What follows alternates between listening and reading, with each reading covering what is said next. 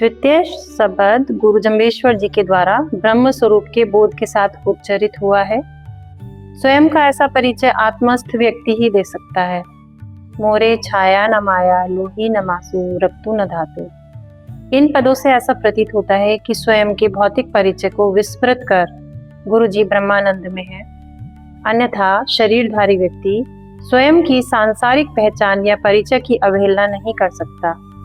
इस पद में गुरु जी कहते हैं कि मैं कारण रूप माया व कार्य रूप छाया अर्थात संसार से पृथक अस्तित्व रखता हूँ।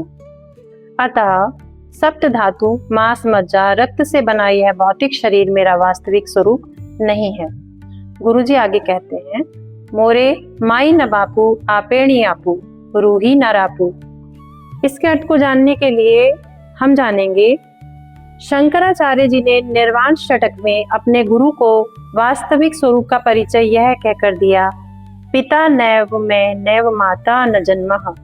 ठीक उसी प्रकार श्री गुरु जम्बेश्वर जी भी ब्रह्मानंद में लीन होकर मोरे माई न बापू पद उच्चारित करते हैं। आगे आपेणी आपू को समझने के लिए हमें भूमा को समझना होगा।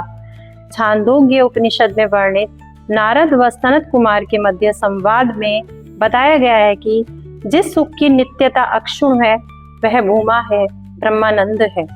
सनत कुमार जी कहते हैं, भूमा अपने आप में ठहरा हुआ है, वह किसी के आश्रय नहीं है। यह नित्य अखंड सुख रूप स्वयं अपना आधार है। इसी को गुरु जम्बेश्वर जी ने आपेणी आपू कहकर संबोधित किया है।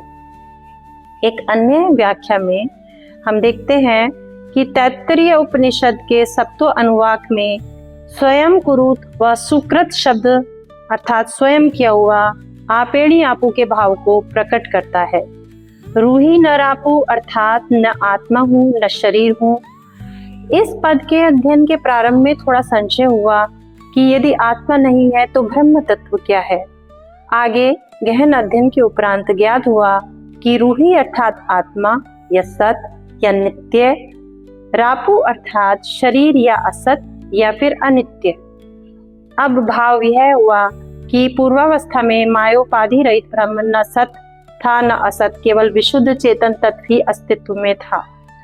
सिद्ध सिद्धांत पद्धति और गौड़पादाचार्य की कारिकाओं में इस बात की पुष्टि मिलती है। गुरु जम्बेश्वर जी ने 3 शब्दों रूही न रापू द्वारा इस बात को पुष्ट किया। द्वितीय शब्द में आगे का पद है, कोपू न कलापू, दुख न सरापू, अर्थात क्रोध, शोक व तत्जनित व्यवहारों से पृथक हो। रामानुज वेदांत दर्शन में जो निर्गुण प्रतिपादक श्रुतियां हैं उनके आधार पर ब्रह्म में काम, क्रोध, लोभ, ईर्ष्या, शोक, राग, द्वेष इत्यादि त्याज्य गुण या विशेषण नहीं है, इसलिए यह निर्गुण व निर्विशेष है। आगे गुरु जी कहते हैं, लोई अलोई त्यों त्रलोई ऐसा न कोई। यह परम ब्रह्म साकार व निराकार रूप में तीनों लोकों में व्याप्त है। ब्रह्म तत्व के अतिरिक्त यह सामर्थ्य तीनों लोकों में किसी के पास नहीं है। मोरी आदि न जानत, महियल धुआं बखाणत, उरद ढाकिले त्रिशूल।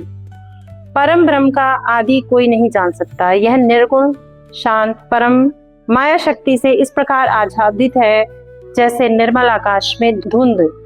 यह समस्त संसार 3 गुणों सत, रज, तम से आवृत है। प्रकृति के संसर्ग में आते ही जीव इन तीनों गुणों में बंध जाता है।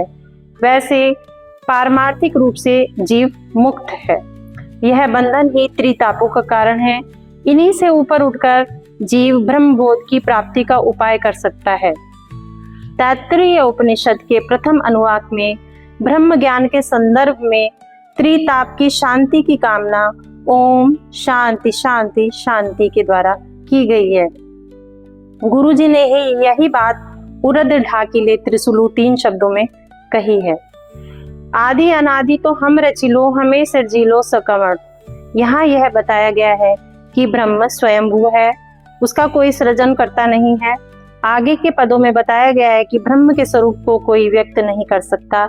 ब्रह्मचारी अर्थात ब्रह्म ज्ञान का अधिकारी, जिसने ब्रह्मचर्य तप से स्वयं को तपाया हो, वही इस ब्रह्म ज्ञान को जानने का अधिकारी है और सक्षम भी है। ऐसे तत्व ज्ञानी को धर्म की जिज्ञासा से युक्त हो अनुष्ठान कर्म में तत्पर हो जाना चाहिए। तैत्तिरीय उपनिषद के एकादश अनुवाक में ऐसा वर्णन मिलता है। अब सवाल यह है कि ब्रह्म बोध क्या है। ज्ञान योग की मूल मान्यता यह है कि जीव तथा ब्रह्म मूलतः एक ही है।